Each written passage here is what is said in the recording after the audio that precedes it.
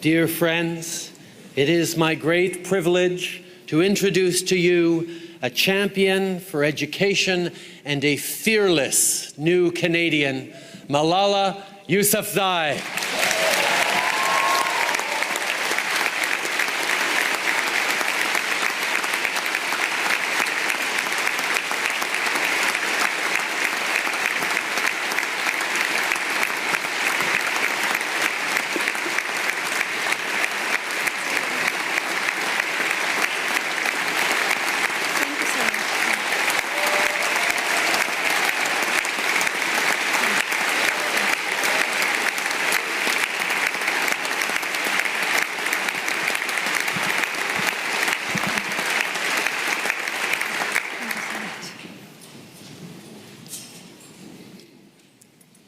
Bismillahirrahmanirrahim.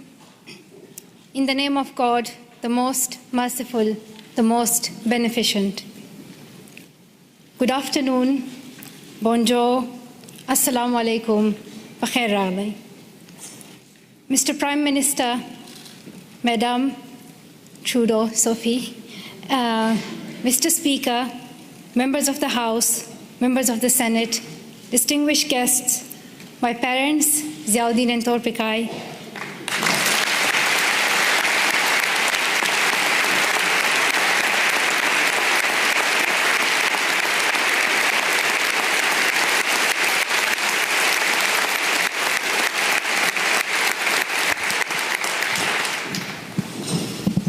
and finally, the people of Canada, thank you so much for the warm welcome to your country.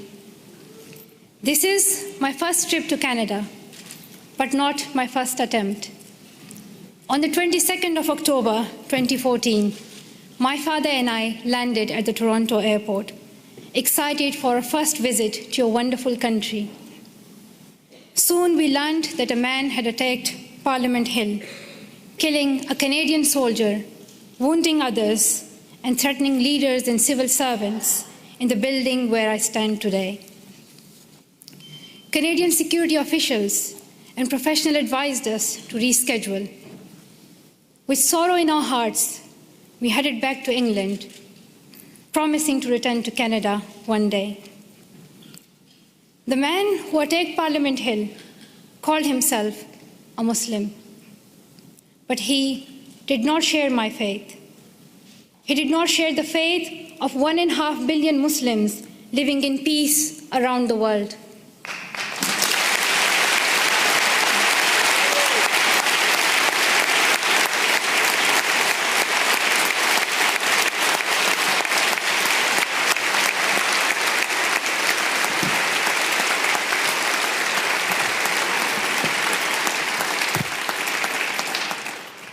Sorry, the podium became too high, so I'm short-sighted, I couldn't read some of the words.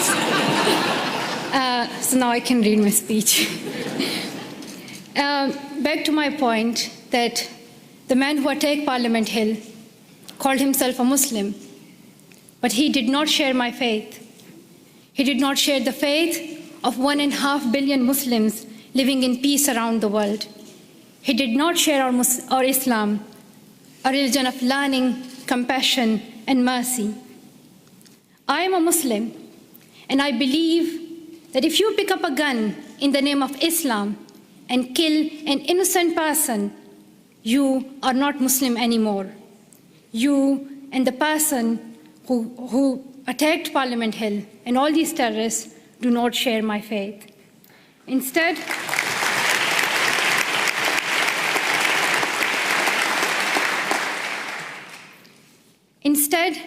he shared the hatred of the man who attacked Quebec City Mosque in January, killing 6 people while they were at prayer.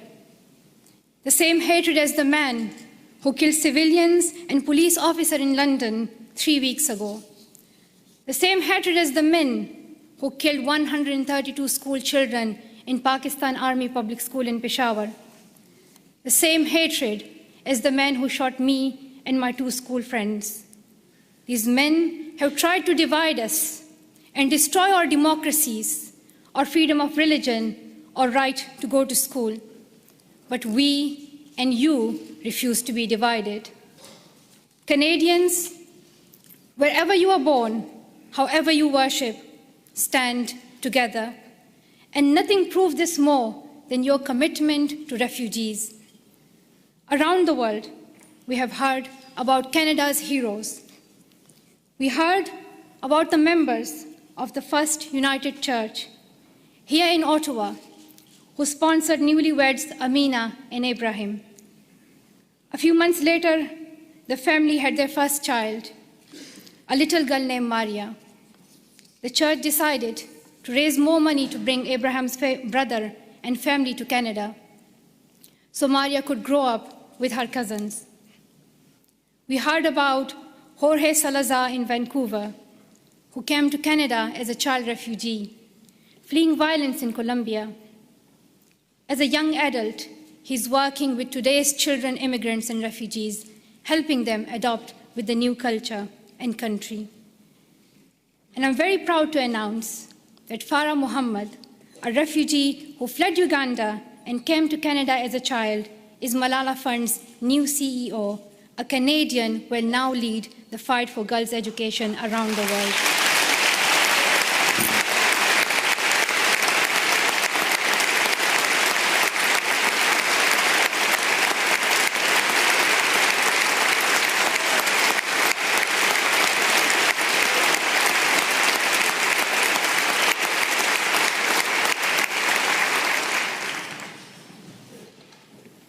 Many people from my own country of Pakistan have found a promised land in Canada, from Maria Topikai Wazir, a famous squash player, to my relatives here today.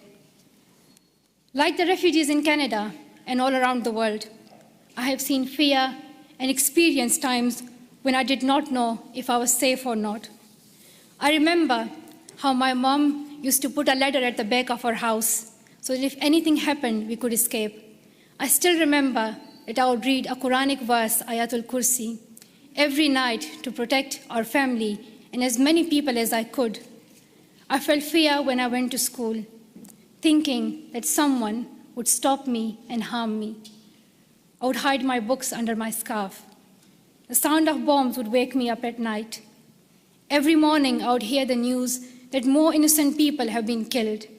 I saw men with big guns in the streets. There's more peace now in my home of Swat Valley, Pakistan.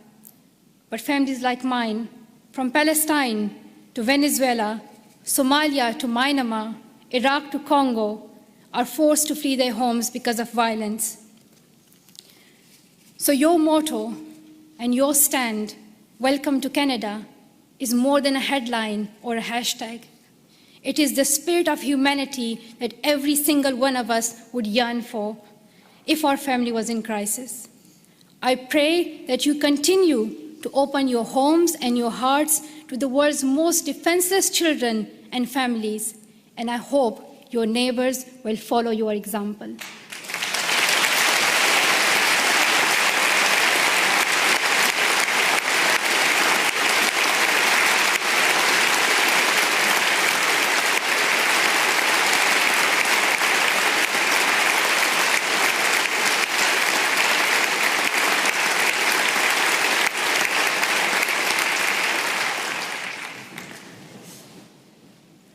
I'm humbled to accept honorary citizenship of your country. While I will always be a proud Pashtun and a proud citizen of Pakistan, I'm grateful to be an honorary member of your nation of heroes, though I still require a visa.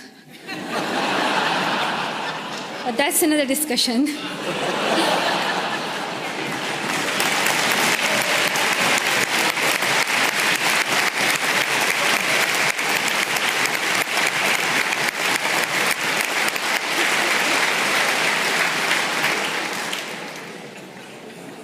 I was also very happy to meet Prime Minister Trudeau this morning. I am amazed by his embrace of refugees, his commitment to appointing Canada's first gender-balanced cabinet, and his dedication to keeping women and girls at the center of your development strategy. We have heard so much about Prime Minister Trudeau, but one thing has surprised me. People are always talking about how young he is. They say that he is the second youngest Prime Minister in Canadian history. He does yoga, he has tattoos, and a lot more. And while I was coming here, everyone was telling me, like, shake Prime Minister's hand and, like, let us know how he looks in reality. And people were just so excited about meeting Trudeau. I don't think anyone cared about the Canadian honorary citizenship. While it may be true that Prime Minister Trudeau is young and he is young head of government, I would like to tell something to the children of Canada, that you don't have to be as old as the very young Prime Minister Trudeau to be a leader.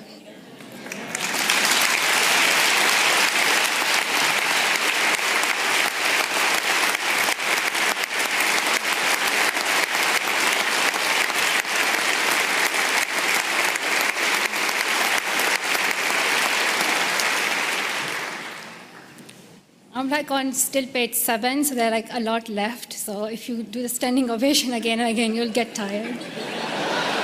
Just to let you know, there's a lot left. But I want to share my story that I want to tell the children of Canada that when I was little, I used to wait to be an adult to lead. But I have learned that even a child's voice can be heard across the world. And to the young women of Canada, I want to say, let's step forward, raise your voices, and the next time I visit, I hope to see more of you filling these seats.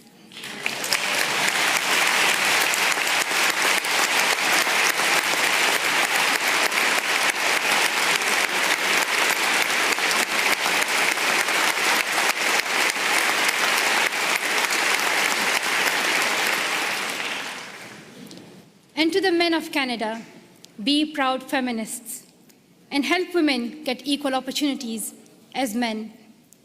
And to the leaders of Canada today in this room, though you may have different politics and policies and priorities, I know each one of you is trying to respond to some of our world's most pressing problems. I have traveled the world and met many people in many countries. I have first-hand experience and I've seen many problems that we are facing today: war, economic instability, climate change, and health crises. And I can tell you that the answer is girls. Secondary education can transform communities, countries, and our world. And here's what the statistics say. I'm saying it for those who still don't accept education as important. There are some, but I hope they will hear that if all girls went to school for 12 years, low and middle income countries could add $92 billion per year to their economies. Educated girls are less likely to marry young and contract HIV, and more likely to have healthy and educated children. The Brookings Institution called secondary education for girls as the most cost-effective and best investment against climate change. When a country gives all its children secondary education, they cut their risk of war in half. Education is vital for the security of the world because extremism grows alongside inequality. In places where people feel they have no opportunity, no voice, no hope. When women are educated, there are more jobs for everyone. When mothers can keep their children alive and send them to school, there is hope.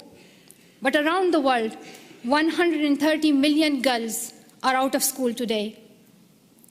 They may not have read the studies, and they may not know the statistics, but they understand that education is the only path to a brighter future, and they are fighting to go to school. Last summer, on a trip to Kenya, I was introduced to the bravest girl I have ever met. At age 13, Rahma's family fled Somalia and came to Dadaab, the world's largest refugee camp. She had never been inside a classroom, but she worked hard to catch up, and in a few years, graduated primary school. At 18, Rahma was in secondary school when her parents decided to move back to Somalia. They promised she could continue her education. But when her family returned to Somalia, There were no schools for her to attend. Her father said her education was finished and that she would soon marry a man in his 50s, a man she did not know. Rahma remembered a friend from the refugee camp who had won a scholarship in a university in Canada. She borrowed a neighbor's internet and contacted him through Facebook. Over the internet, the university student in Canada sent her $70. At night, Rahma snuck out of her house, bought a bus ticket, and set out on an 8-day-long trip back to the refugee camp, the only place she knew she could go to school. Through the Sustainable Development Goals, our nations promised every girl she would go to school for 12 years. We promised that donor countries and developing countries would work together to make this dream a reality for the poorest girls in the world.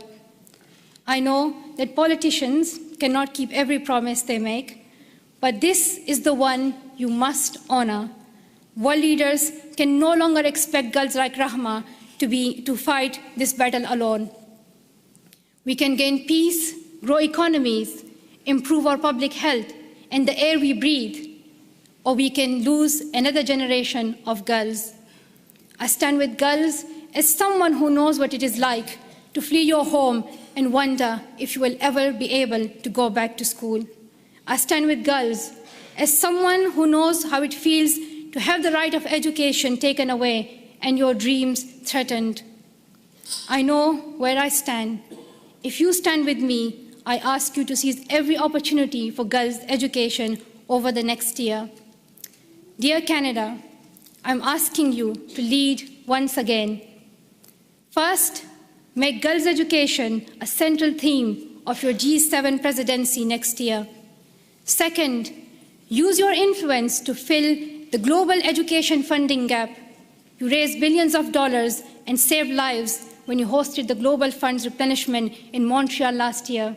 Show the same leadership for education.